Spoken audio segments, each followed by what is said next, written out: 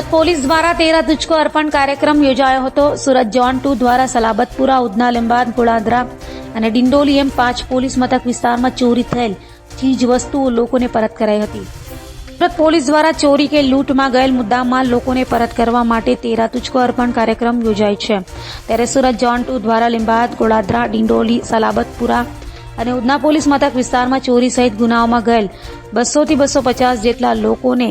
તેમની ચોરી કે લૂંટમાં ગયેલ આશરે 40,59,000 થી વધુનો મુદ્દામાલ પરત કરાયો હતો। આ સમયે ડીસીપી ભગીરથસિંહ ગઢવી સાથે પોલીસ સ્ટેશનોના પીઆઈ સહિતનાઓ હાજર રહ્યા હતા।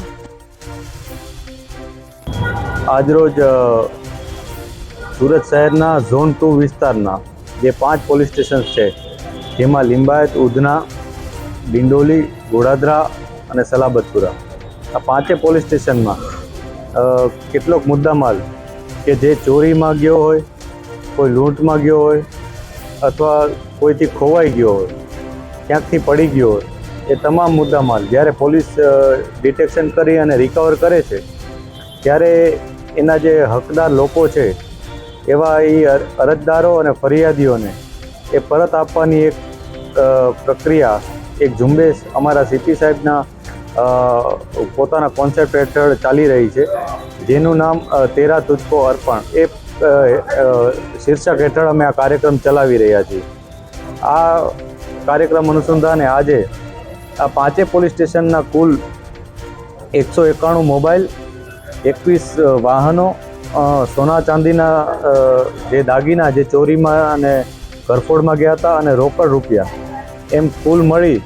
અને કુલ 40,59,000 રૂપિયાનો મુદ્દામાલ અમે આજે અલગ અલગ ફરિયાદીઓને પરત આપેલ છે, જેમાં કેટલાક ભોગ બનનારાએ પોતાની રાજીપો પણ વ્યક્ત કર્યો હતો અને પોલીસને પણ આશીર્વાદ પણ આપ્યા હતા અને આ બાબતથી અમને પણ એક ઉત્સાહ મળ્યો છે, પ્રોત્સાહન મળે છે અને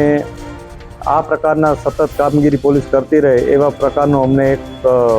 પ્રોત્સાહન પણ મળે છે। સૌથી વધુ મુદ્દામાલ ક્યાંથી રિકવર થયા?